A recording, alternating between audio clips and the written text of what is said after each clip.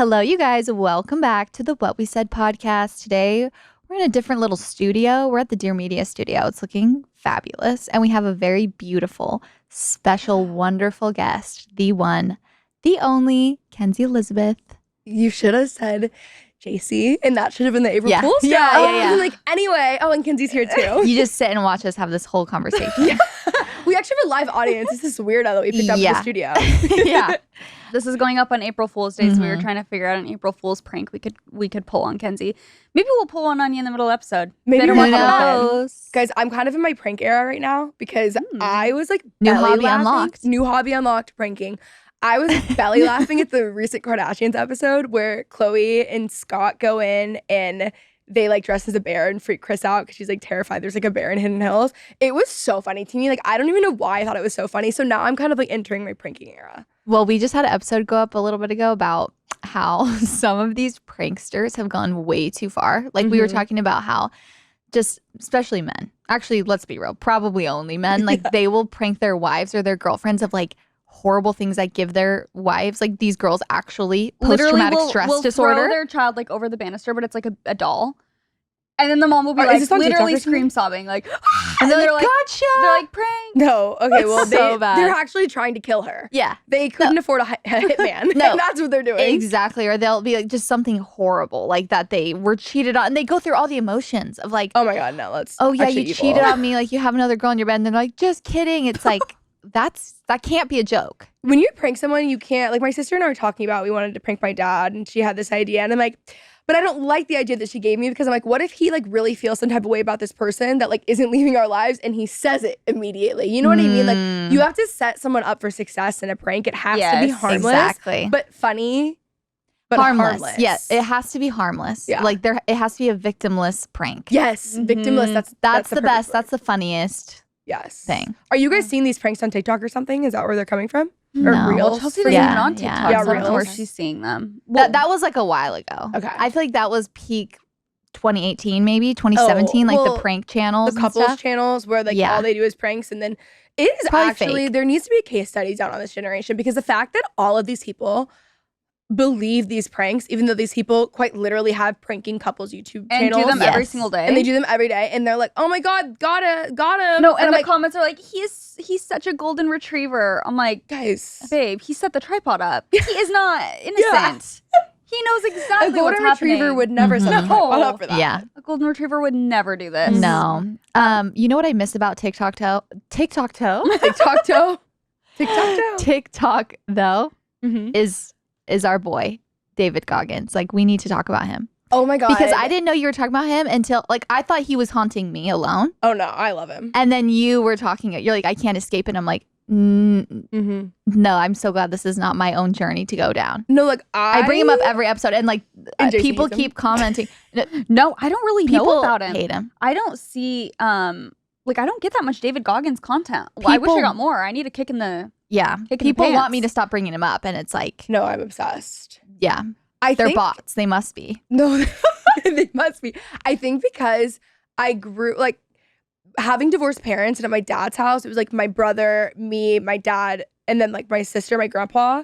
So I feel like there was a lot of male energy there. So there's something about, I think that's why like Ed My Lat reminds me a lot of my dad. Like there's specific men that are really obsessed with leadership that I find very comforting, weirdly. Yeah. Like when people are like, oh my God, they're stressing me out. Like they don't stress me out. They like inspire me and I love it. And I think it's because half the time I grew up in a very like male energy house and my dad's very leadership. Like, there's some connection there for Yes. sure. But my brother loved David Goggins. And so I started listening after, because the man who like does my video in Dallas, we were talking about him. He's like, you need to read this book. You would love it. And it's like so up my alley. I'm obsessed. Yeah, you read the book? I haven't listened to the whole full thing. I started listening to an audiobook. I actually needed to go on a run. It was raining. And I put on literally, I don't even think I got to like 4 minutes into the audio book. And I was like on my way out the door and I ran in the rain. Because I'm like, this man, didn't he ran like a half or full marathon with like a broken leg or something? Yes. I'm like, I can do it. He finished it's like an ultra marathon. I think Yeah, it was like something insane. 72 hours of just running. He runs half marathons like every morning before like 5 a.m. No, it's crazy. I trained my whole life for a half marathon, and he's doing that every morning. It takes every ounce of me. Like a 10K. But he is in my head. Like I see him, I hear him when I'm running. I did the same thing. We're on the same wavelength. Like I was supposed to run one day, but it was raining. I was like, well, it's raining. And Nick's like, what would David say? And I'm like, you're right. We gotta go. Let's go. He like bullies you into it. Yeah. But it's not In the really best him. way. It's like him in your head. And then are we sick? No. Now that I'm thinking about it, I'm like, I like to be bullied. And you can't even say like, oh, he'd be so proud of me. No, he wouldn't. Yeah. He'd be like, yeah, great, bare minimum. Like, get up off the couch. Like he's very like, okay, and I'm like, if he followed me on Strava, he would be heavily disappointed. No, I'm gonna block. He'd probably David give me Goggins from my Strava. He'd be like negative kudos. I'm removing all of her kudos. She doesn't need a single one of them. He probably thinks that kudos are what's wrong with this generation. Yes, he probably thinks Strava is so stupid. Yes. Mm-hmm. Yeah. There's something so special about that type of person to me. Yes. Like I love a person like that where they're just like, okay, and like get so up. Unimpressed. Like, oh wow, yeah, so unimpressed by anything. Have you seen that video? I'm sure you have. It's like circulated TikTok forever of Ed Milet talking about how he has like 3 days in one. Of course. And I think about it every day. Yeah, he's like, and I get up at 4 a.m. and like he's like my first day. I'm making this up because I don't know the exact numbers. It's like 4 to 9, 9 to 3, 3 to 9. I'm pretty sure. He's like, so I already lived 3 days, and the time you've lived 1. I'm already 10 steps ahead of you, bud. I'm gonna kick your butt. Next, and he just like keeps going. And then this guy like stitched it, just doing like a funny parody. He's like, so my days are like every minute is a day. He's like, so you stack that up over an hour? He's like, I'm gonna kick your butt. Like just going so hard. And I'm like, no, why do I love Ed? No, I love Ed. He's my idol. Yeah. Like, I'm so obsessed with that man, and my dad loves him too. And like that's like, we like send things back and forth. He has sent me an audio message DM before, so. And not to brag, maybe oh too. My God. Seriously, not to brag, but David's next. I don't want an audio message from David because Ed, at least, the part of Ed that I feel like makes him really work is that he's still very emotional. Like he'll cry. Yes. He still is very like, like there's something about Understanding. He has a lot more empathy. Yes. He's very empathetic. David Goggins would beat me up. Yeah. And I would say thank you. I'd send him a thank you card. Yes, and I would be like, and he should have done that. And now I'm better for it. And so like I don't need an audio message from David Goggins. Like I really don't. But like Ed, like love him. Is he ever like, I truly don't know a lot about David. Is he ever soft I feel like at we all? can't call him David. Like he's David Goggins. Mr. David Goggins. Mr. David Goggins. Does he ever say like anything kind of sweet and soft? Or is he always just like, get up? I didn't read his book. I haven't witnessed it. Okay. Yeah. I need to do a deep dive on this man. And probably read his book to hear his backstory. I was so obsessed with deep dives. Like like yesterday, I was like hyper fixated on Tyler Perry. Listen to him on Armchair Experts. Man has a crazy life story.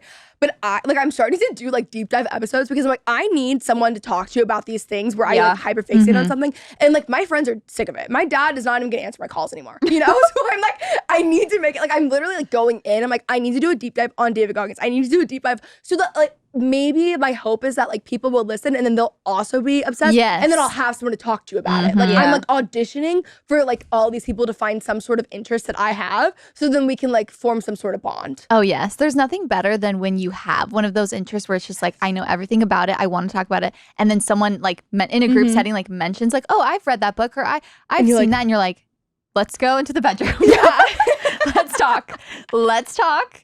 Okay. Literally. But you don't even know what to talk about. You're just like, we get it. No, like you get me. I get you. Like, absolutely. I love, you know what? I love the dichotomy, the contradiction of like David Goggins and then how you are just so like Martha Stewart, Ina Garden, Nancy Meyers coded. Which, by the way, did you see that video of that girl saying that we have to stop using the like Nancy Meyers aesthetic or whatever? So I haven't seen it. I have some thoughts on this I topic. do too. I'd love to chat. Okay, so like Nancy Meyers aesthetic. Nancy Meyers, well, I actually just literally recorded a whole deep dive on Nancy Meyers. Like that was the last one that I did. It's not up, but yeah.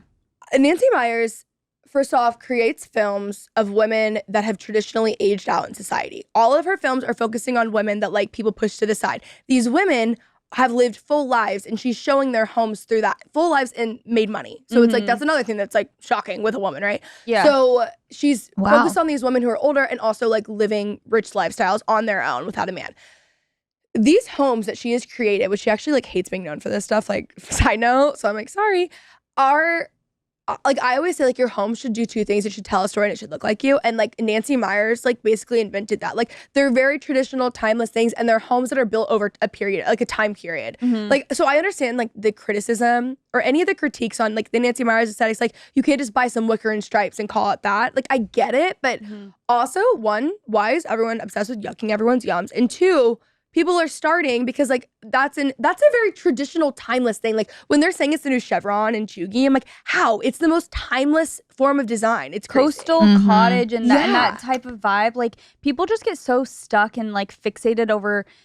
I think just once something gets overdone, quote unquote, like a phrase, people get over it. But because the same thing happened with like the coastal grandmother aesthetic. Yes. Like I think people just hate when something starts to have a word that it's known as or something. But basically, for context, for our non-TikTok queen, there was a. I'm catching it. I think there was a. Was she an interior designer who made the video? So I've actually never seen the video, but I've seen all the other critiques on TikTok, and people keep telling me about it. But I'm like, has she blocked me? No, but I think she's an interior designer, and she was basically saying like, no one that actually does interior design is referring to like this style as Nancy Meyers aesthetic. Like basically she was like, that's just actually traditional and whatever. And then people are like, why can't we just refer to it as that though? And like, that's what we know as the reference. That's what they know it as. Yeah. It's also giving condescending a little giving bit. elitist is what it's giving. It's giving like when That's someone annoying. thinks that Ina Garden recipes are like not good. And it's like, okay, elitist, just say you're an elitist. Yeah. Fine.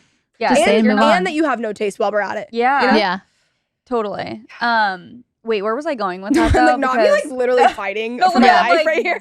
My cheeks are like flush. I'm pissed. I'm like, wait, actually, where were we even going with this conversation? We want to talk to you, David Goggins. We wanted to talk to you about hobbies. And I think I was saying like I love that you are a mix of, you know, you love Ed Milet and David Goggins. You love like entrepreneurship and all of that stuff. You also love homemaking stuff, hosting, gardening. Like we want to talk to you all about that today. Hobbies. The feminine urge to try everything. Like it so really is. I feel it more and more in my bones. Like each day that goes by in my life, I just want to try every little crafty thing. Like I see my mother and I'm just like, what I remember my mom doing when I was younger is like what I yearn for now. Where I'm just like, oh, I want to scrapbook. I want to do these things. I want to garden. I want to be outside. I want to like go camping and just try a new hobby that I previously have been like, that's not my thing. I don't really like camping. I don't really like this. And go back to that. Go back to the roots of like, okay, I want to try everything. Like me and my sister were embroidering the other day. Like she knows how to do it. I was kind of just watching her. But my son's turning 1 soon. So we're like doing his birthday party. I'm like, this project is so exhilarating to me. Like we're like, okay, we're going to try and make banners. We've never made banners before out of like vintage cloth. We're going to try and make our own cake and do the frosting. And like, I don't care if it looks good, but like this is just bringing me so much joy to do these little crafts and things like that. And I feel like running is also one that you've been doing recently. I've been dabbling in it again. I'm at my phase where I'm dabbling with it now. I'm not like consistent. Yeah, I've been dabbling not at all with that, but I would love dabbling to hear is a your spectrum. energy. Yes, it's a spectrum. 0%, but I'd love to hear your guys' journeys with that. It depends on the week. But there's just, and gardening. I also there's so many different hobbies I want to talk about, but what is the hobby that you feel like was the, what do they call the gateway? The gateway. I would say my gateway hobby would be reading. Because I've read my whole life. Like I, growing up, was obsessed with like Junie B. Jones and Nancy Drew, which I feel like Nancy Drew obsessed, which I feel like I was like, then I became a combination of the two of them personality wise. But also my mom's an interior decorator and my grandma's a seamstress and they had like companies and stuff growing up. So I would always go to like our downtown square and they would go antique shopping and stuff. And like the Nancy Drew books were at the antique store. And so then it goes into like home decor and like, even like I guess like antiquing is like I would say technically a hobby. Yeah, like that definitely is one. The hunt. You know that trend that's like this and Yap, but then people have been doing like them in an antique store. They're like this and no one rushing me, and I'm like, no, that is literally the best thing I've this ever. and endless time. Yeah, this and God. like no one talking to me. Absolutely. Like, so I think reading amazing. And then cooking. Like I think when I like started to become like a serial hobbyist, if you will.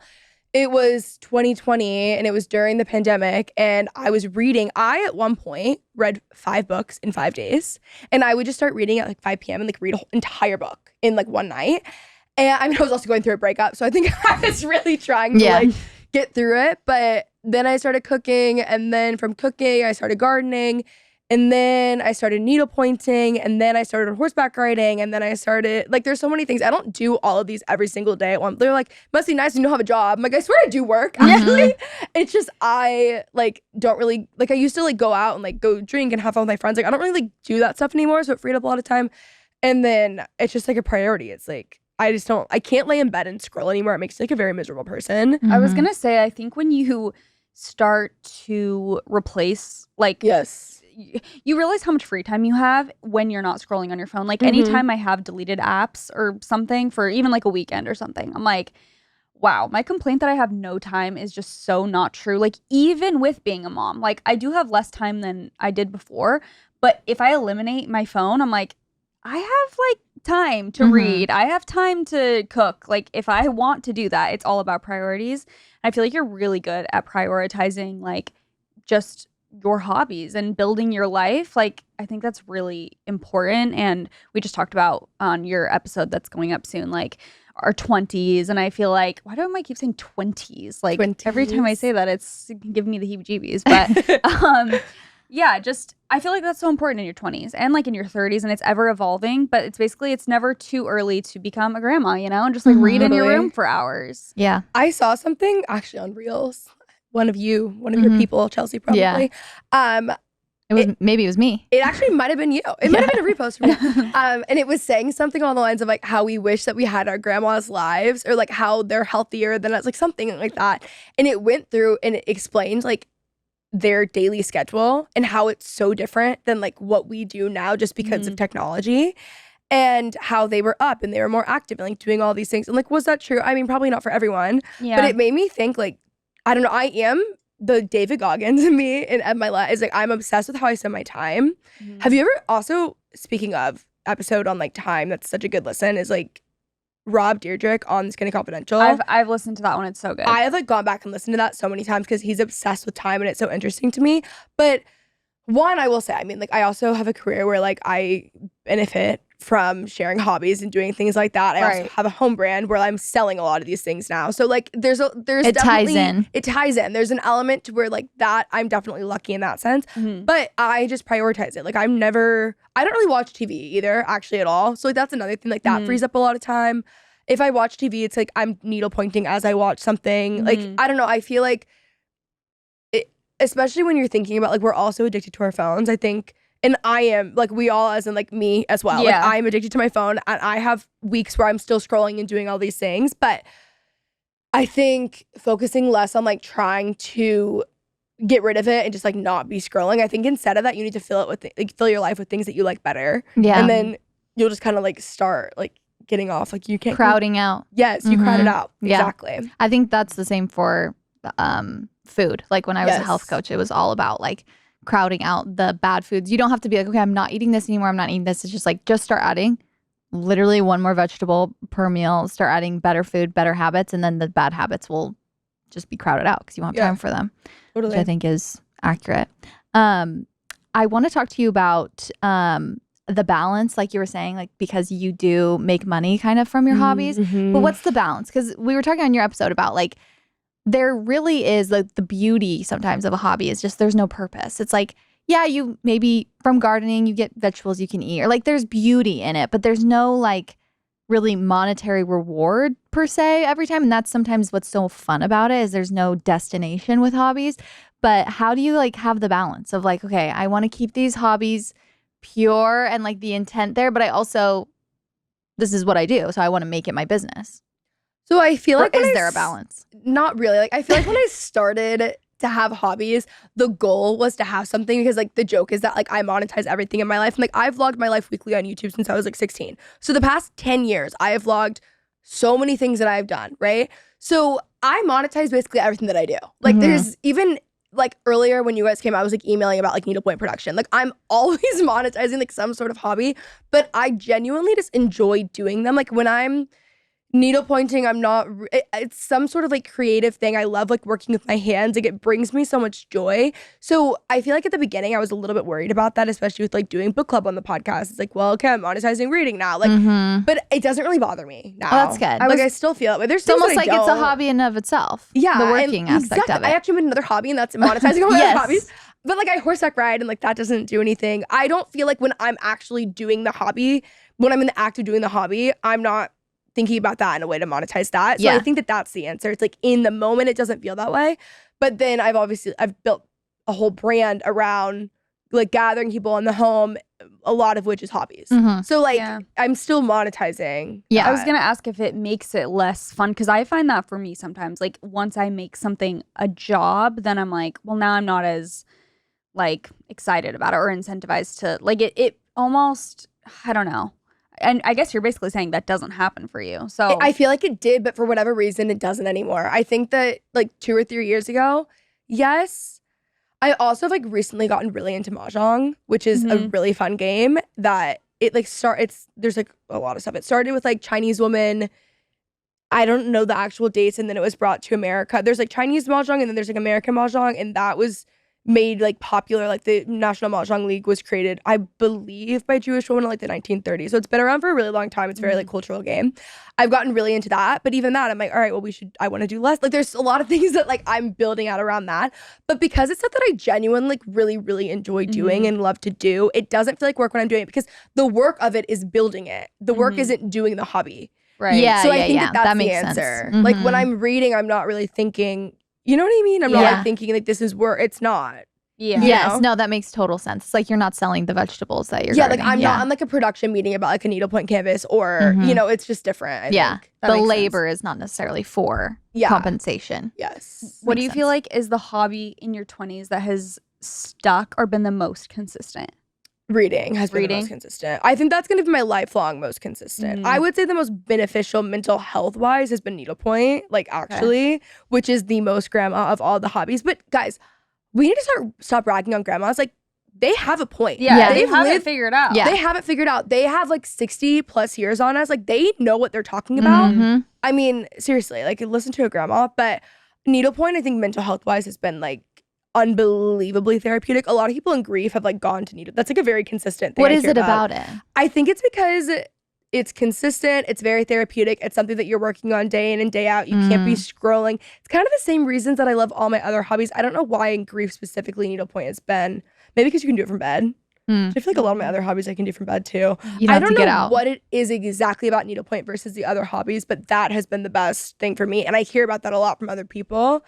But needlepoint has been like probably, I would say that's like my favorite of all of them. Okay, forgive me. Is the needlepoint like similar to embroidery or not really Kind at all? of. It's more similar to like cross stitch, but it's easier. Okay. Because But you do it with your hands. Yeah. Okay. And you with cross stitch, embroidery and cross stitch I feel like would be more similar. Cross stitch, you're doing things like free-handed kind of, I think. I don't know. I don't cross stitch. Needlepoint, you have a canvas and you're just like kind of going over a design. Okay, gotcha. It's already been made. It's kind of like coloring almost. Like Kind of. It's kind of like paint by numbers, but with thread. tracing. In a way. Yeah, Yeah. okay, gotcha. But there's like specific stitches and stuff. Yes, there is something. So we did it for my sister's bachelorette party. She's like a very artsy person, and so we kind of made the whole weekend like arts and crafts, like painting and things like that. That's And so cute. floral arranging, and it was just like, this is better than any party we could have gone out to, any club that we could. Like it was so therapeutic to just like sit down, and especially with your friends. I feel like that's another like fun part of these hobbies is like you can do them with your girlfriends, and it's like you don't even have to be talking, but it's like relaxes all of you. It's like, I don't know, just so therapeutic. I don't know what other word. Yeah, very wholesome to like focus and like get creative, and there's no rules, and you're just doing whatever you want to do with your friends, and that's just the point of life that is so exciting. And I never thought I would get to that point where it was like, I want to crochet. Yeah. No, it's crazy. Yeah. And there's a shift that happens. Yes. And you get there, but it's the best feeling. Like there's something. Yeah. And I think too, like specifically in hobbies that you were creating things like with your hands, that to me I find to be like the most therapeutic, but also it's very rewarding because then you have some like needlepoint's a very expensive hobby, but it's like I have things for like you turn it into like a pillow or you frame it or you do a keychain or whatever, like belts, things like that. Like I have things that I'll keep forever. Like I did one for Dawn for her birthday and the whole process was so fun. Like my whole childhood, I spent in furniture shops, in fabric stores, and antique stores with my mom and my grandma. And like now my grandma and I still go, like we'll go to the fabric stores in Dallas that I grew up going to, and I'll pick all the ones that's like, that's cute for that pillow and that person. Like I grab fabrics that remind me of people because I'm like, well, I'll probably needlepoint them something and then I can make this. Like the whole like start to finish aspect of it being like a creative thing, creative project is so fun. And I feel like it's just so beneficial for your career. We were talking about this on like for your career, me monetizing everything. It's so beneficial for your mental health. It really is. Yeah. She's like, oops, slip. I'm like, oh, wait, actually, guys. I'm like, no, I promise. It really is. I forgot what I was even going to say, but it really is just so beneficial for your mental health. I think so too. Do you think that because, like Chelsea mentioned, a lot of these hobbies, even like hosting, which I feel like you do a lot of hosting too, it can connect you with people more, and like you can have these fun moments with friends a lot when you're into certain hobbies, and you can do, I know you do a lot of them alone too, but like let's take hosting for example, and just getting together for like girls nights or themed game nights or whatever it is. Like do you feel like you've almost attracted people in your life who enjoy the same thing because you're like putting yourself out there hosting and doing things like that? Or are you all finding it at the same time? Yeah. Are you introducing them to it? Like if someone's listening and they're like, I want to do this, my friends are not into this. Like I think that it's a combination of the two. Like one, I just kind of introduced them to it and made them like it. Like I'm definitely the one, I host like honestly weekly. Like there's either a dinner party or we're doing book club or we're doing something. The whole thing though, to answer your question about like gathering people together, like that's my entire life is like I'm obsessed with like gathering people together. And I feel like that's actually come through in every aspect of my career has been like gathering people together, whether it's in the podcast space or the YouTube channel or hosting, like even like small things in my personal life. So like when I started Friend of Mine, my home brand, it's like a brand that's designed to help you gather people in the home. Like that's the whole point of it. That's why I love hosting so much. Like I love the creative aspect of it and everything, but like I like it because I'm gathering people together. With that being said, there are friends of mine that I'm like so close to that I don't invite to dinner parties because they are not into that stuff. Like I feel like over time I found like honestly the people that I invite for like hosting stuff aren't even like my closest friends in the entire world that I've known for 20 years. It's people that I know like that stuff. So I feel like it's been a combination of me getting some of my friends into it, and then also we just kind of found people who like that stuff. Like the book club, it was through like friends of friends, and it was people who wanted to start a book club. It wasn't people that I was already like so close to, which honestly I like better because I feel like I get different perspectives than I do in my day-to-day with like other friends. Like I like that it's kind of just like all over the place. But I get comments like that all the time. Like, I wish my friends would do this. And I think you have to just start doing it and you're going to attract those people. I think it's kind of like we were saying on your episode, like you have to be the villager sometimes. It's like, oh, I wish my friends did this. It's like, well, you can do it. You start, you pick the time. Group chat, start the, just totally. Don't be afraid to be like, this might be silly, but I'm having you guys over. I'm going to make it really cute and we're going to have a little dinner party. So much of Benny's Closet is from Riley and Crew. They have the cutest stuff. So Riley and Crew is a collective, and they have a few different brands within the Riley and Crew site. So they have Quincy May, Nora Lee. I have gotten a lot of Benny's clothes from Quincy May, specifically when she was a newborn. I feel like I had ordered a bunch of stuff because they have just really cute prints and nice soft fabrics, really cute onesies. The Riley and Crew collective combines art and imagination to offer unique clothing for kids and moms. Each collection features hand-drawn illustrations paired with beautiful muted tones and timeless designs. Riley and Crew is more than just a clothing brand. It's a one-stop shop that caters to you and your children at every stage of life. So whether it's welcoming the newest member of your family in Quincy May, dressing your child in Riley and Crew for their first day of school, or celebrating special occasions in a Nora Lee dress, they have an outfit for every occasion. The brand was founded by a mom in 2014. Kelly and her team design all the pieces and illustrate all the art you see on the clothing. Their team of in-house designers create unique styles that you can't find anywhere else. They really do have such cute and sweet prints. Benny has a few outfits right now that I love that she wears from Riley and Crew and Quincy May. One is this onesie with like little puppies on it, and it's just like the cutest muted colors. And then she has a set that has swans on it that's also really, really cute. Didn't you say she had the sailboat one too? Yes, she also has that. I dressed the boys in that this morning in their matching Quincy May sailboat outfits. It's like a really cute green color. And they look so cute and they match. I didn't know I was going to be the mom that was going to have their boys be matching all the time, but there's just really nothing cuter. I love Riley and Crew and Quincy May. I get so many of the boys' clothes from there, and it's hard to find cute boys' clothes, but Riley and Crew and Quincy and May really have great stuff. So as the spring summer season nears, Riley and Crew, Quincy May, and Nora Lee are currently launching their spring summer 25 collections. Shop all the fresh new styles for the warm season ahead. So go to rileyandcrew.com/whatwesaid, and you can use the code whatwesaid for 15% off your first order.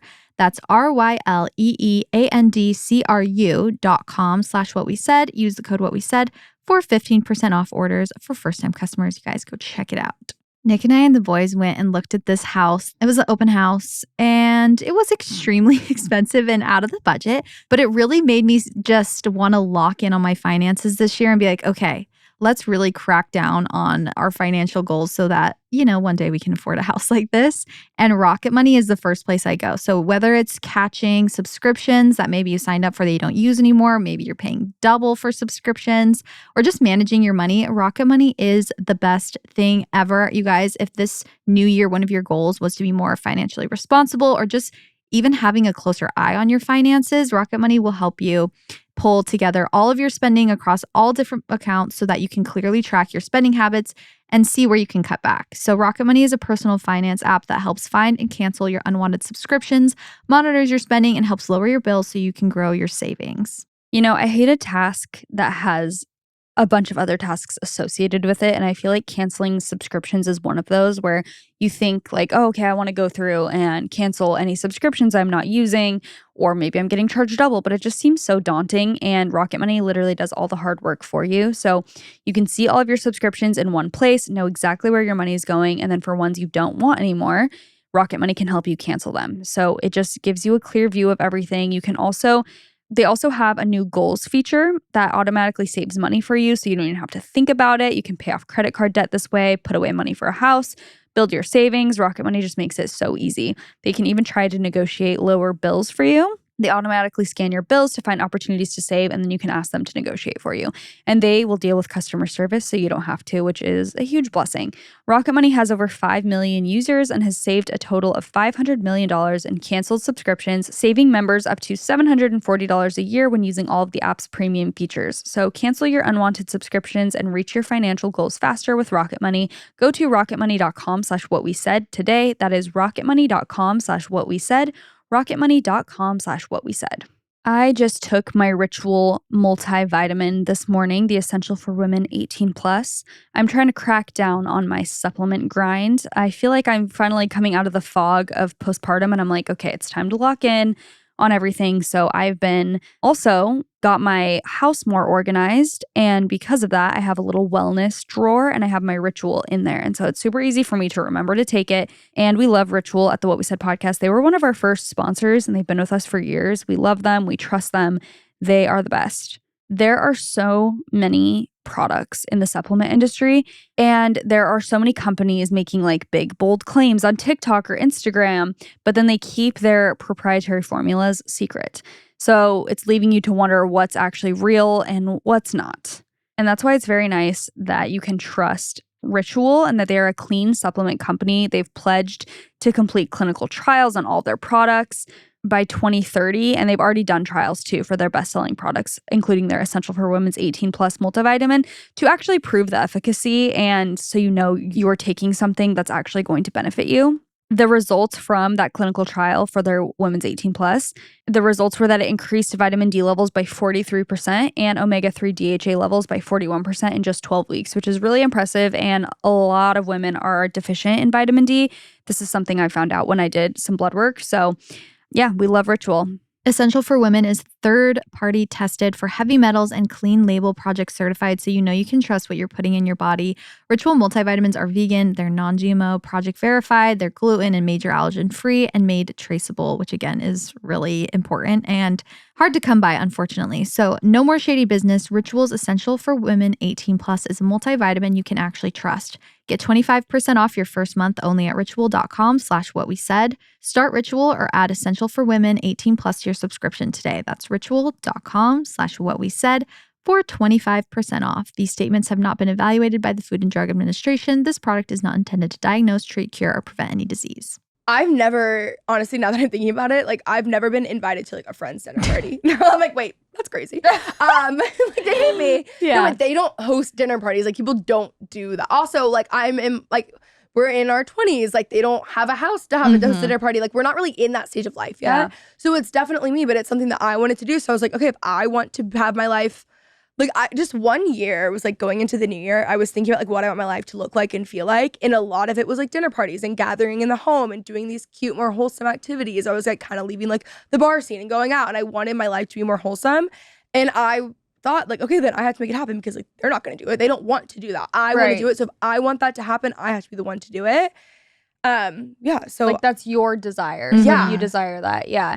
I feel like that a lot just with friendships in general is like you really have to put in the work if you want a certain type of friendship or you want a group of girls. It's like whether or not you have this amazing house to host in, like maybe it's not even that. Maybe it's like you're going to set up a picnic somewhere and like you're going to make it cute at a local park or something. Or you're just starting a group chat to be like, guys, let's like this summer get an Airbnb and go somewhere. Like I don't even think you have to have the perfect situation, but it's like just being the one to kind of like facilitate those things, I feel like goes a long way. And like that's what's going to make you start feeling like you have those friendships and those things that are, if you desire that. Because a lot of people write into our podcast about that too. Like, how do you do these like themed girls' nights, or like how do you get your friends to whatever? And it's like, I think that it's just a combination of like just doing it and like asking people if they want to come, and then kind of along the way attracting people. And some people don't want to all the time. It's like there are certain people where it's like, oh, they come once or twice and then they're just like, oh, it's not really my thing, and that's fine. You just have to put it out there so they know, like, hey, I'm also into this. Like, I want to do this. Does anyone else want to? And then it kind of opens it up to like someone else is like, well, if they're willing to do the dinner party and like go be extra, like that kind of allows me to also be extra and be like, oh, well, maybe we should all go do this, and we should all. It kind of like allows everyone to open themselves up to the possibility. I think you just have to act on your interests too, because I think about needlepoint. Like needlepoint came about because my grandma wanted to take, of course, like a lesson. So I got her that for her birthday, and then I became obsessed with it. And then Macy actually met these girls who also needlepoint. She's like, we should do like a stitch night, and they came over, and then that ended up being our book club. But because I was acting on these interests, I ended up finding these people who were interested. So I think you will find the right people, but you have to make the moves. For sure. What's like your advice? We were kind of talking about this on your episode too, of just like starting a hobby. Like if someone's like, oh, I really want to get into this, but like I don't even know where to begin. Just think like do it. Or what's your advice for hobbies? I think it depends on what it is. I get a lot of questions of like, I want a hobby, but I don't even know what I want to do. I would say think about what you like to do as a child, because 9 times out of 10, it's something that you wanted to do before like you were jaded by the world. You know what I mean? Yeah. So that would be the first piece of advice as far as like finding something that you're interested in. And then also just try a lot of different things. Like there with horseback riding, that you can go do a trail ride. Chances are there's something that you can do a trail ride within like an hour and a half of like where you live. So I would, in like needlepoint, like I took a class. Mahjong, I love Mahjong. There's a lot of people who will do like Mahjong is this game that's like kind of difficult to learn. So like my friend Clara in Dallas, it's like So Bam Clara, she does like Mahjong classes, and that's how I got into it. Like I'd gotten an email from her like, hey, we'd love to do like a Mahjong class with you and your friends. I never even heard of Mahjong at that point. I just texted my friends to see if they were interested. They'd been wanting to learn forever, and then we like set that up. Yeah. So I would say like there's a lot of community around hobbies as well. So I would try to like find something in that sphere. Even with like book club, like I have a virtual book club on like House Gets, like every 6 weeks we're like recapping some book and reading with someone else. Like even just joining something virtually, and then you can eventually get to the point where you're like finding the right people. But I would look into like classes or any sort of community around that, or you can find anything you want on YouTube, like virtually. You can teach yourself how to needlepoint on YouTube, like, or TikTok. Like there's so many, we have access to like quite literally everything now. So you can, at the bare minimum, do it virtually. Yeah. 100%. I feel like I'm thinking of when I started gardening specifically, it's like I had no clue about it.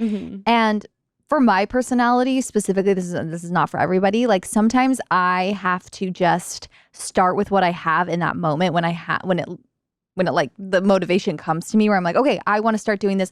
Let me just start. I don't know if I don't have all the perfect flower food yet. I don't have the perfect pliers or the perfect pruning scissors, whatever. Like I'm just going to start and then go and see what I need along the way. Instead of sometimes I can tend to be like, okay, let me learn everything first. Yeah. Let me buy everything first.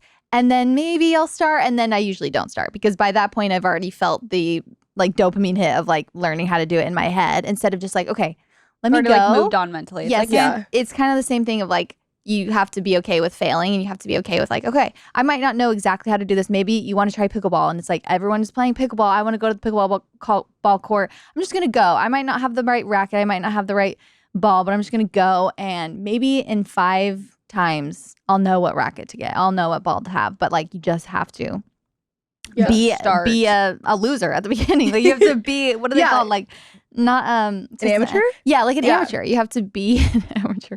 A loser. So a loser. Be a loser. It's okay. Just be a loser. Just be a loser. No, title of the episode. But literally, sometimes it's just okay to be a loser and you're start not from be then. Good starting anything. Everyone starts out a loser. I would still say I'm not good at gardening. Yeah.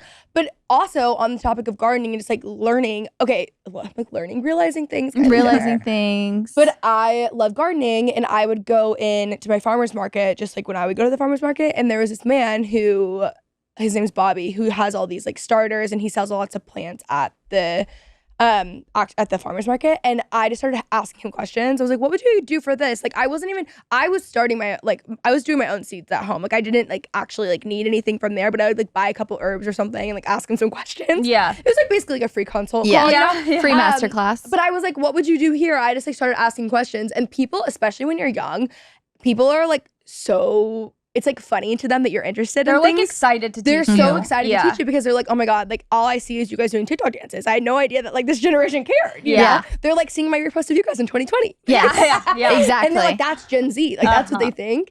And so he like thought it was like, he was like, oh, that's great. Like people love to be asked about things that they're interested in and are very likely to give you as much knowledge as they possibly have, especially with a hobby. And he's helped me, like he's like come over to my garden and helped me with a bunch of stuff. Like that's just like so classic me. But I just think like showing genuine interest and like asking a lot of questions and going in certain scenarios. Like I've met so many people through hobbies and different interests, but by like taking the step. I think you're so right. Like you need to start with what you have versus just buying everything and like the dopamine hit is gone. Like it doesn't matter anymore. So you have to just like start and then figure it out from there. Gardening is tough, but yeah, it is tough. I've gone through multiple flower beds of failed flowers, and I still like I don't even know why I'm so vulnerable about posting because I don't know anything. I'm like, these are so beautiful. I cut them back to like those will never grow again. I'm like, okay. But I barely Google anymore. I'm like, I'm just going based off vibes, and that's what's keeping me going. Like, I fear if I try to learn too much, then again, it turns into something that it's like, no, I'm just trying to learn as I go. I'm trying to learn from the flowers. I'm trying to read their energy. No, I'm trying to, like, we have telepathy. Yes. There are too, for gardening, there's a lot of people, like gardening influencers that people don't realize. Like in Dallas, the Dallas Garden School has like been so helpful to me. Like they will literally, like I'm on like their newsletter. I have their garden, like that's amazing. planner, but they'll tell you like when to start like seedlings inside, when to transfer outside, like all of this stuff. That was really helpful to me to at least have like one thing that was living, you know, when I was like very, very early on into it. And that's something that I do a lot with my grandma. So like we go and plan the whole thing out for the season and stuff together. But I would say too, like if you're interested in something, like there is an influencer who is sharing knowledge on it that you can get for free that will probably make you more excited about it. It's true. And sometimes you do only need just like one or two. I think sometimes if you're trying to learn from everyone says something different, so then you can't even do anything. Like you're like, everyone's telling me to just do different things, and now I have to stay the same because I don't know who to listen to, who's right. So I feel like if you find one or two people, that's like how my mom is. She's like really good at gardening. She knows all her stuff. So I don't even look at anything. I just ask her. I'm like, should I put these flowers here? Should I do this? And listen to her and go based off of that. Otherwise, it's too much noise. Yeah. What do you think are the benefits of having hobbies? Like you were kind of joking. I don't know if it's before we started or earlier, but you were like, you don't need a boyfriend, you need a hobby. Like, talk to us about that. Okay, I think like high level of like the biggest benefits of having a hobby. I think 1, self-esteem, 2, mental health, 3, you're building a life and you're attracting like the right people in. I think so often in life we do things because we're bored. Like we settle with the wrong relationship because we're bored or we're afraid of being alone.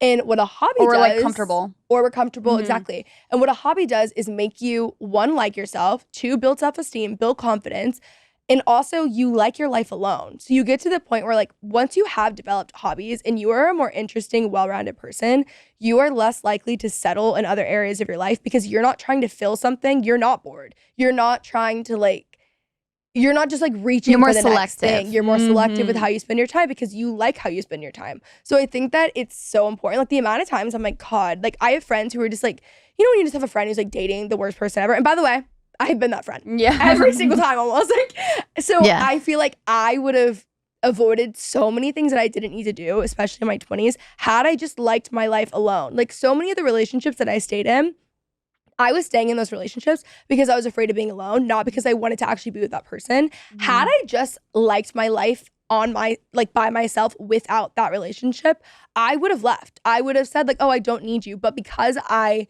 really hadn't built my own life and my life really was revolving so much around them, I was staying in something that I like didn't need to stay in. But when you build a life that you love, you're a lot more selective with what you're going to add into it. So I think it builds identity, self-esteem, mental health. You like your life better. You're not bored. Like even when I'm home, I feel like before I was like, oh, I'm going to be doing this and like I'm gonna have like 3 nights where I like really have nothing going on. It's like I never have nothing going on. Like there's always, I'm either like working on my yard, I'm like baking sourdough, or I'm trying a new recipe, or I'm planning my next dinner party. Like there's always, it just fills your life with joy. Like it makes me like want to live. You know what I mean? Like, Yeah. it's like it makes me like genuinely so happy and fulfilled, like all of the things that I'm doing. I also think it makes you better at your job because you're more fulfilled as a human being and you're like happier. Not searching for that in a Yes. job that maybe is just there to make you money. Yes, especially because there's a lot of people who just want to work to pay the bills, not because they want this like massive career. So I think a lot of people, like I think we're very lucky and we're in a unique case where like one, we want to find fulfillment in our careers. Like that's not always like, people have different values. That's not always someone's Right. value. Yeah. But we are like, I do find a lot of fulfillment in my career and that's something that like I care about. But there's a lot of people who don't want to find care. fulfillment Yeah. in their career and they don't care. And I think you're able to do that outside of work. Also, I think you just, when you're an overall healthier, like happier person, it benefits like every other area of your life, you know? Totally. And I do think there's so much more like to talk about with someone who has Yes. hobbies, and you become more interesting. Therefore, you are also more interested in what other people are saying. Like just the whole exchange. I feel like in times of my life, like I can kind of point back to just times in my life when I've been more maybe chronically online, back when we were making the TikTok dances, potentially in that era. Yeah. Where it's just like, when I really think about, you know, I was already married at that point, so I'm not talking about dating necessarily, but I'm just thinking like even going to dinner with friends or something. It's like we're just talking about like, I don't know, like the internet or something. And it feels like when you have hobbies and you've built your life, like there's so much interesting conversation at play that you can have Yes. with friends or your partner or family members, because it's like you're just, I don't know. I that's my own issue, that I feel like I have been very chronically online. And to me, that's the opposite of like having hobbies in a life, is like just being on your phone all the time. Mhm. I'm I'm like- also chronically online though. But those eras where I have been more like that, I'm just like, that's not interesting. That's not like an Yeah. interesting thing to talk about. It's not an interesting life I'm leading. It's like very boring, honestly. And then hearing other people talk about that type of stuff, I'm like, I'm so bored. Like I would much rather go to dinner with you and you tell me all about your new needlepoint canvas and your gardening and like how you just went horseback riding. That is so much more interesting to me. And I also think that people can maybe get stuck on like there are so many hobbies. It doesn't have Yeah. to be, you don't have to be in your like Martha Stewart era. Like obviously I feel like all of us are leaning more towards those things in this stage of our life particularly, but there are thousands of hobbies you can have, and they don't have to have anything to do with even homemaking. You could start obviously. a sport like Yeah. later in Yes. your life, and you don't have to be, you know, there's no end goal to it. It's just like, I just want to start playing tennis. I want Yeah. to take golf lessons. I want to play, I can't think of a single other sport, but I like went on a date with this guy who played in this like specific intramural league or whatever, and that was like the coolest thing about him to me. yeah. Yeah. Like I like that. I think it also shows confidence, like being Mhm. willing to start something new, especially like in your 30s, 40s, whatever it is. Another thing about like the conversations, how people are just more interesting when they have different hobbies. You connect with people that you never would have thought in a million Right. years, because that brought you together. Like on Nantucket, I have this like, I go to like the Stitch Club there. And I've met like all of these women. Like I came for the first time and they were looking at me like, I'm so confused. Like, who are you? One, because I don't live there. And two, because I'm 27, I was 26 at the time. Yeah. Like they were like, what is happening? And I like met all of these women who were probably like at least 20 years older than me.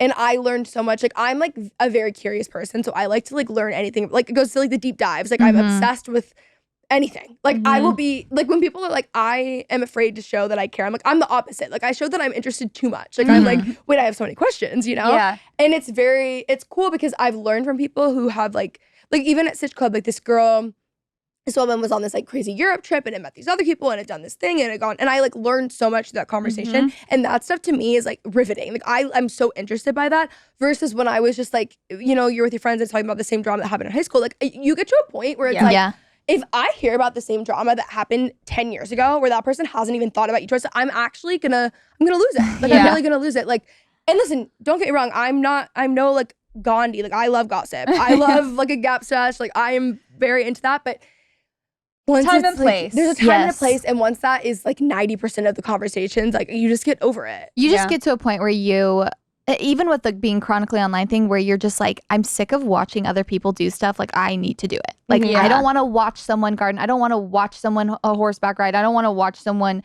learn tennis. Like I have the urge to like get up and just do something and try it out. I also think that when you try new hobbies and when you're doing and experimenting, even if it's not like, this is going to be my lifelong hobby. It's just like, oh, I'm going to go to a class and learn how to do pottery just because that sounds fun, but I'm not going to like get a pottery studio or anything like that. You have so much more. I've found myself the last couple of years like having so much more appreciation for life and for other people and for things. Like I don't just like walk into, like we went to a farm the other day. I brought the kids to go like pick strawberries. And I feel like most of the time I would just like go, like, this is a cute farm, and like pick the strawberries and go home. And I was just like in awe of the operation that they had. I'm just like, oh my gosh, each of these plants is growing. They have to think this is so cool. Like I just appreciated it more. Like the barn animals, I'm like, oh, someone is really like they have to do this and this and this to keep this going. And so I just found it more beautiful and more, I just appreciated it more. Even like needlepoint or sewing. It's like, even we were trying to make these banners, like I was saying, for my kid's birthday party. And now when I'm on Etsy, I'm like, oh my gosh, these people are so talented. They, instead of just being like, oh yeah, this is $15 banner, like let's buy it, that's cool.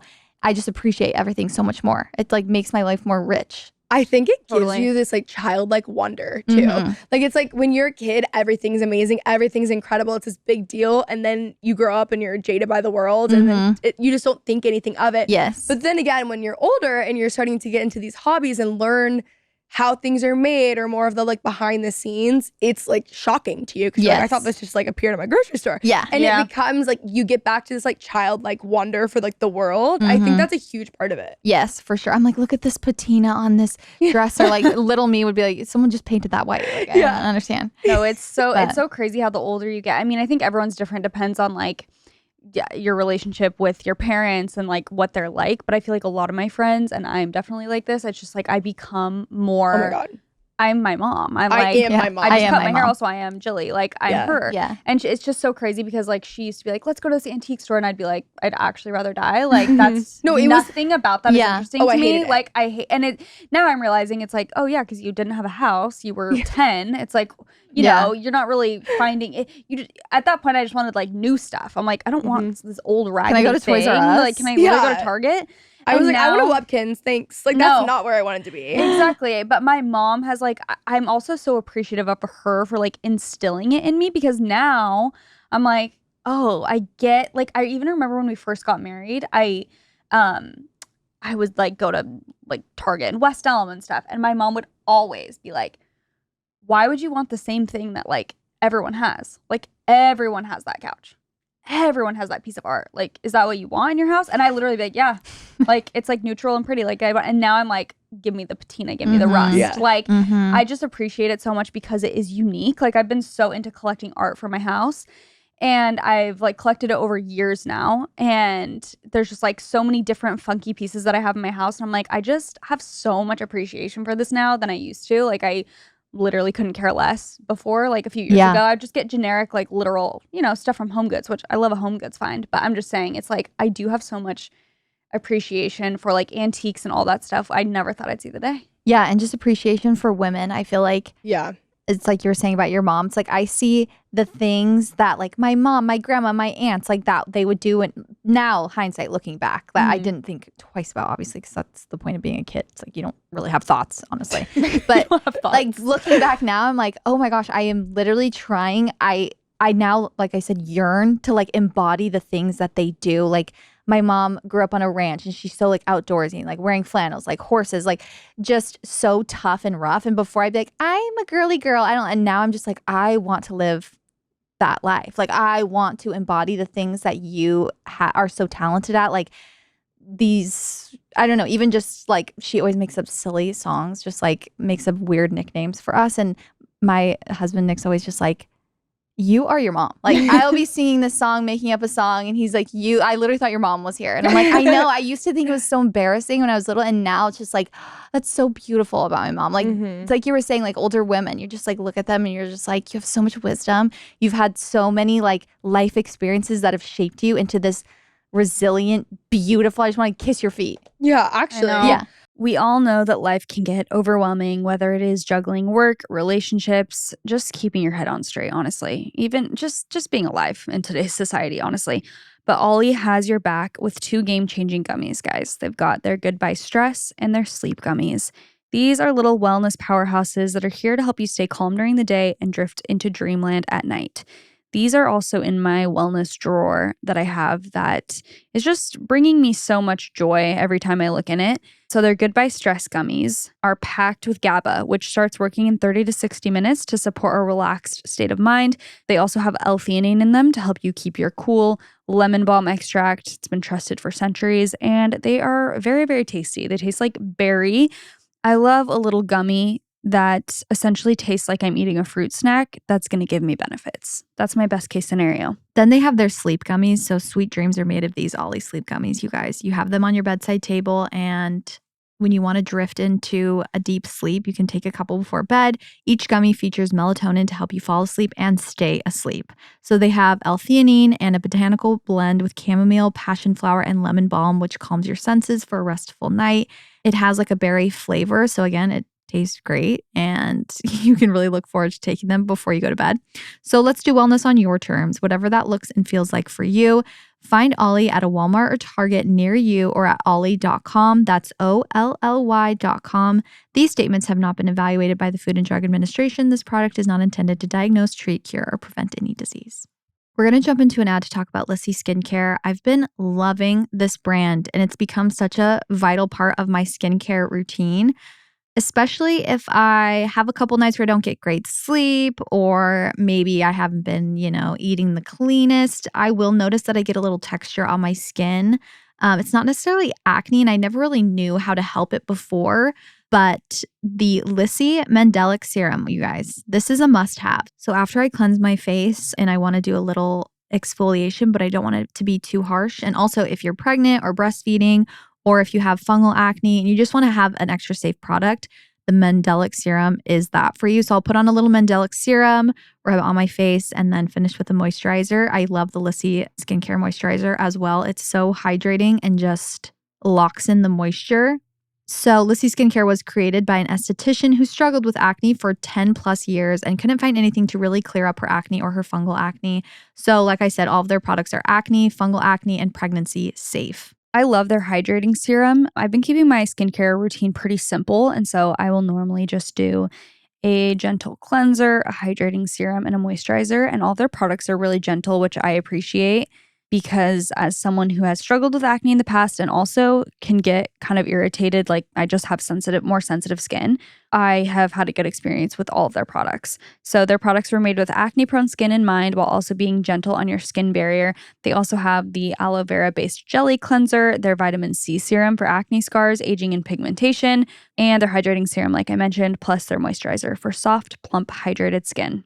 So go to LissySkincare.com and use code WhatWeSaid at checkout for 10% off your order. That is LISSY skincare.com and use code WhatWeSaid for 10% off your order. I think there's also something to be said about like the culture that we live in where everything happens so quick. Like it's the Amazon Prime generation. Like you can get things to your house same day delivery. Like I don't even order from Amazon Prime. I DoorDash things that I need now. Like it comes that day. So there's something about a hobby that takes time and tells a story and represents something, and like needlepoint or gardening, like something that like teaches takes a bit, patience. teaches patience, and it's so much, it means so much more because there was a process. Even like antiquing, like you're looking for this specific mirror that would work in this space, and you might not find it until 3 years later, but you eventually find it, and it means a lot more to you. Like there's something about how it makes you slow down that I think is so too. So like beautiful. I think so too. I've been trying to drill that into my head because it's so easy. Like I moved into my house like, I don't know, 6 months ago, and I'm like, want it to just be done so bad, like furnished.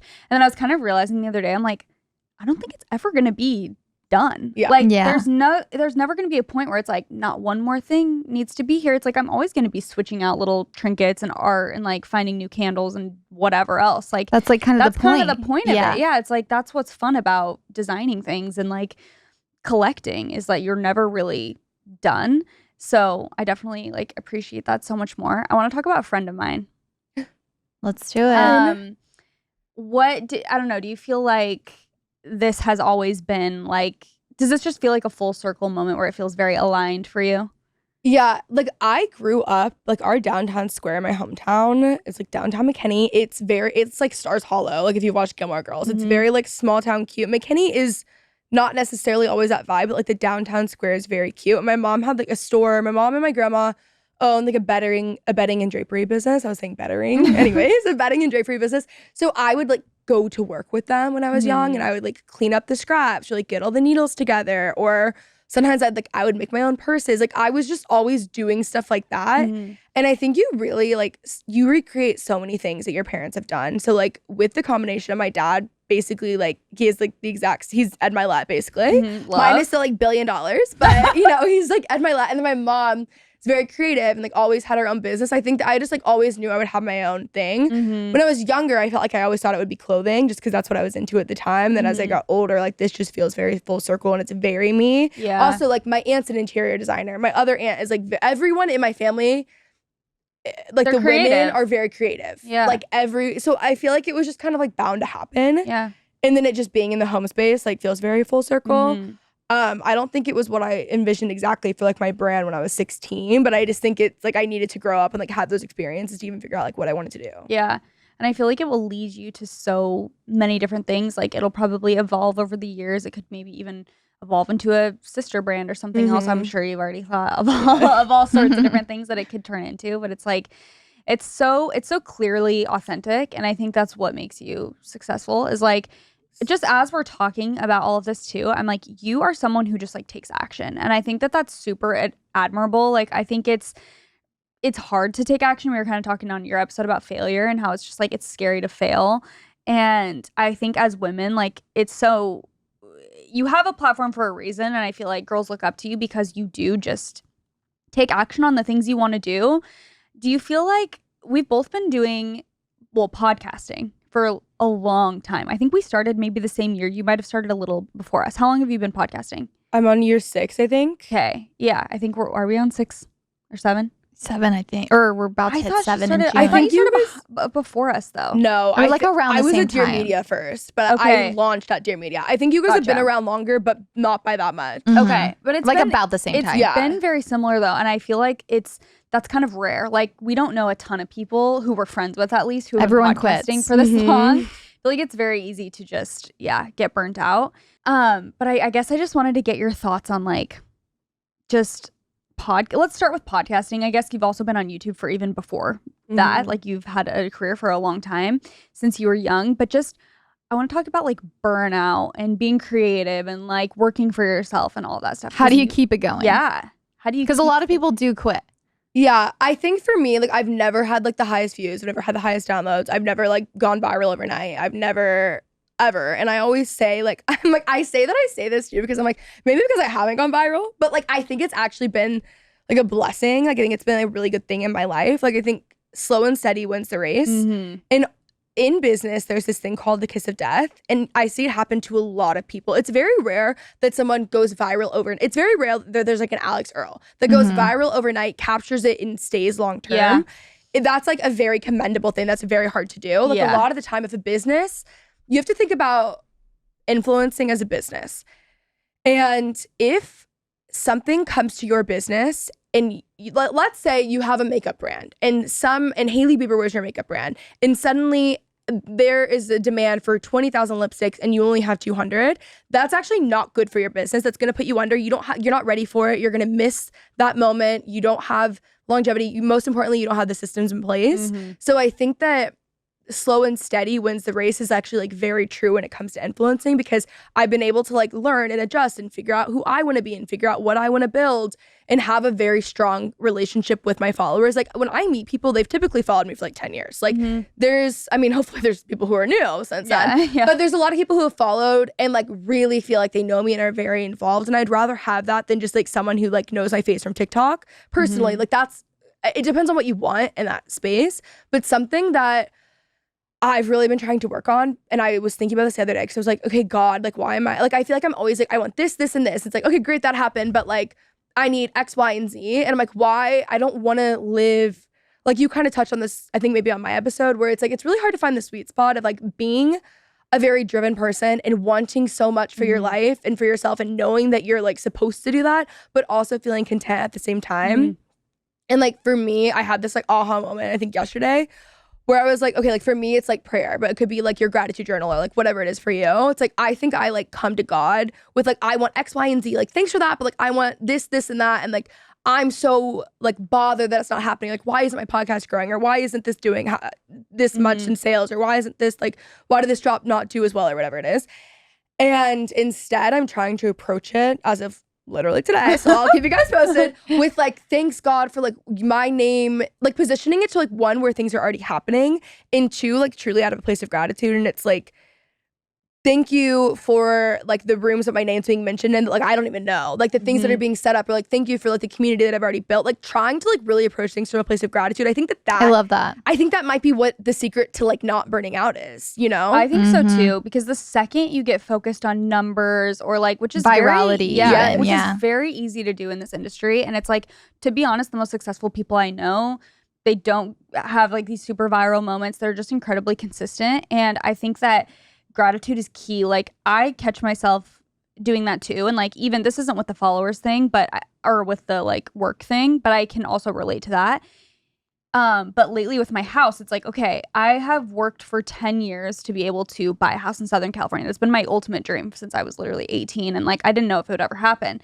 Leif and I buy our house, we renovate it, like, and I've been trying lately, instead of being like, okay, now, like, because even sometimes now, Leif and I will be like, where should we buy our next house? Like, we'll talk about it. And it is fun. We both like to daydream. And so I think that's fun.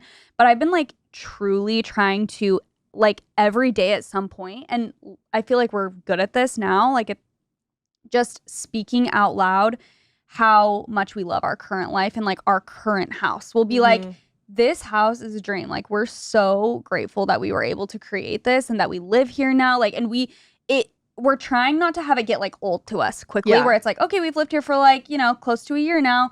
Like, what's next? And it's like, no, like, this is an amazing thing we did, and we want to soak that up every single day. And like, I think even like you said, saying something out loud or journaling about it and being like, I'm so grateful for where I'm at. It does take away the burnout and the like, I don't know, I guess the desire coming from maybe the wrong place to like grow more and more. And I think on social media, it's like very easy because it's all numbers. So you can literally see, like on YouTube, it'll be like, this video didn't do as well. Like it got 10% less views. And you're like, oh, great. Like, what did I do wrong? And it's like, nothing. That's normal to go through ebbs and flows of like, some videos do great, some don't do as well, but like the core people are there, and that's what matters.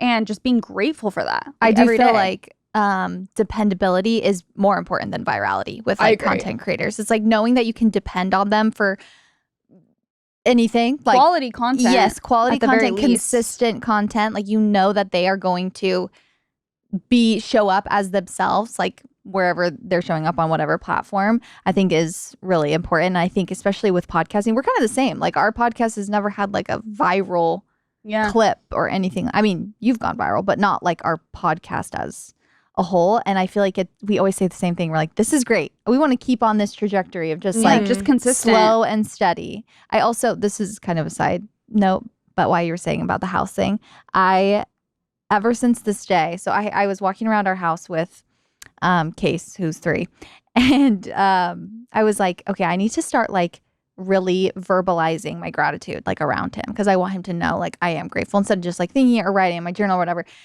So I was walking around and we were getting ready we were having a wedding at our house and I was like, I just love our house. And he was like, I love our house too, Mom. I love our roof. We have a door.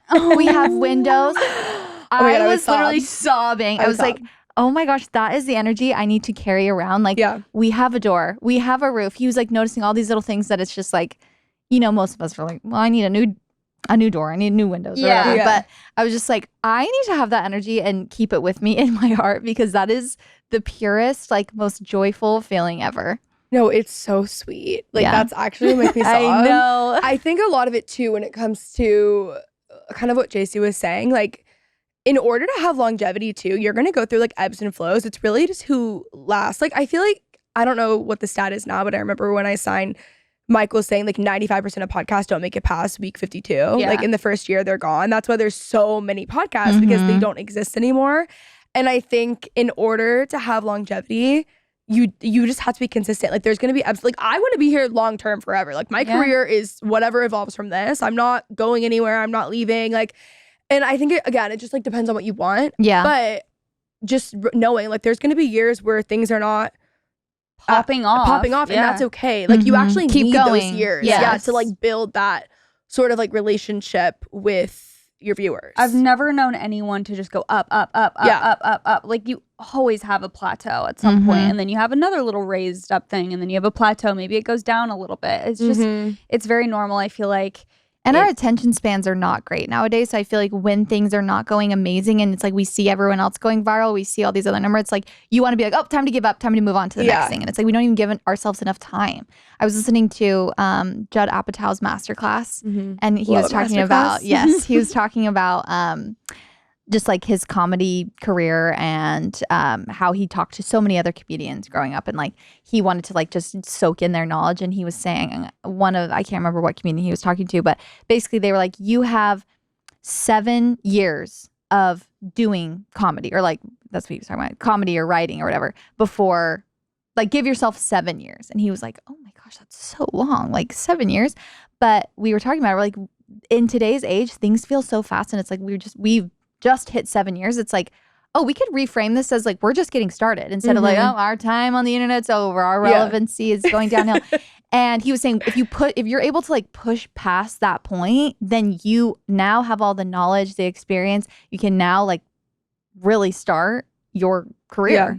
Like that's just the beginning. And you also are, like I've always said, you're telling people who you are and how to treat you. So the second you're like, well, like something's going downhill, I'm just gonna not like post on YouTube anymore. It's like, okay, you're telling people I don't have anything interesting to say anymore. I'm not someone to look to. Like I don't, because you don't believe in yourself. It's like, that's not true. That's literally just something but that's the energy you're bringing and people will believe you. So it's like the second you're like, I think you can be honest, but I'm just saying the second you have that energy of like, well, I feel like things have been going downhill, people are gonna be like, oh, I don't trust you anymore. I don't want to watch you. Like you're not giving me or like inspiration or you're not making me feel good when I'm watching you. So it's like I feel like it truly is the energy you bring to every scenario you're in, like with business specifically. It kind of reminds me of a Trisha Paytas quote. We've been loving Trisha today. Love. And to a different extent, but she's like, you're only canceled if you cancel yourself. And I feel that way too about like being on the internet and the whole like relevancy conversation. I also think going back to burnout and like how to kind of keep it and be consistent and not be miserable or focused on, you know, what's happening to the left and right of you. I got a text the other day. So a friend of mine launched anthropology and I got a text from like one of my like childhood friends and she's like, oh my God, this is so exciting. And we were very close, especially when I was like starting my YouTube channel. And she's just kind of like a lifelong friend. And she was saying, you know, our like 15 and 16-year-old selves would be like actually screaming right now. And I'm like, that's so funny that she says that because I think sometimes like I would have expected myself to probably have millions of followers by now. I probably would have been like, I don't know if this girl is all she's talked up to me. She's been working on this for a long time. And then I started to think about it and I'm like, no, actually, like I think my life is better than if it would have been, you know, have 1 million subscribers on YouTube, which is probably what I wanted at like 16. I think I've actually built a way better, healthier business that has allowed us like insane opportunities. Like the amount of the email opportunities that we get, especially through a friend of mine, which obviously largely are a Kenzie Elizabeth thing. It's not just because like friend of mine's a very small business, but it's it's like crazy. Like the amount of people who like want to get on calls and want to do stuff with us. Like it's actually been so wild. And I think like I had to reframe the other day because I caught myself being like, well, I don't know how proud she would be like because of the follower thing. When it's like I have an actual like very early on, very successful brand that's launching in anthropology. It's like I was like, why am I only seeing like the smallest thing that's kind of irrelevant even in this time? It is. And then I started to think, I'm like, I really need to live by like my 16-year-old self would be literally screaming, crying, throwing up, so excited, you know, which I really was screaming, crying, throwing up over anthropology. But I just want to live from that place. And I think it really just comes down, like as cheesy as it is, I think like we really do sound like our moms today, but it's like living from a place of gratitude. Yeah. It is. I've been thinking so much about that, about my younger self. And like, I feel like that's literally the metric at which I've been trying to live lately is like, as far as success goes, is I really think back to when I was like 15, 16. And at that point, like, I feel like Chelsea and I talk about this a lot, but we were best friends then too. And so to see where our life has gone is truly like so special. And I feel like that's what I try and remind myself of constantly is like, think about when you were even like I'm saying, I'm like, where's my next house going to be? And I'm like, sorry, like I just bought this one and I want to soak that in. And I'll literally picture myself at like 15 and I'm like, I would be crying, screaming, throwing up over my life. And it's like, that's so important. That's literally all I care about is like making my younger self proud at this point. I feel like that's a very good metric of how you're doing is if you think back to your 15-year-old self and you're like, okay, like would she think I'm a cool girl? Would she think I'm doing cool things? Yeah, absolutely. And like that's how I literally measure my life recently. I'm like, I'm doing great. Yeah, even more than 16, because I don't know how much I trust my 16-year-old self. Like, even more than 16, like 6. My 6 or 7-year-old self. Like, she wouldn't even care. Like, 16-year-old me might care a little more about the followers. Like, you know, she might care more about, like, the way things look. But, like, 6-year-old me would have been like, oh, my gosh, you're doing all these cool things. Like, these cool people. She doesn't even freaking know what followers are, like money or anything like that. I feel like it is a good metric to go by. It is. Well, thank you so much for coming on, Kenzie. I know, thanks for having me. The hobby queen, the serial hobbyist. Herself. No, truly. Thank you for all your wisdom. And wow, it's been so long since we've podcasted together. I know. I know. Too long. It actually really has, when I think about it. Lot We did of just time. go to Disney recently. That was Yes, that was so fun. Yeah, that was so fun. Also, I never addressed the elephant in the room, which is that I'm wearing literal sweat shorts. I came in these very cute white linen shorts, and I need to get ahead of the rumors and let you guys know that I did bleed through them completely. And this is a white couch, and I said I cannot sit on this couch. So Dear Media did facilitate. you. They lent me some. You got dress coded. Some sweats. Yeah, no, it's literally. literally giving. I had to go to the principal's office and like wear different pants today. PE So shorts. that's where I'm at. But anyway, thanks for coming on, Kenz. We love you. We Thanks, love you. Bye.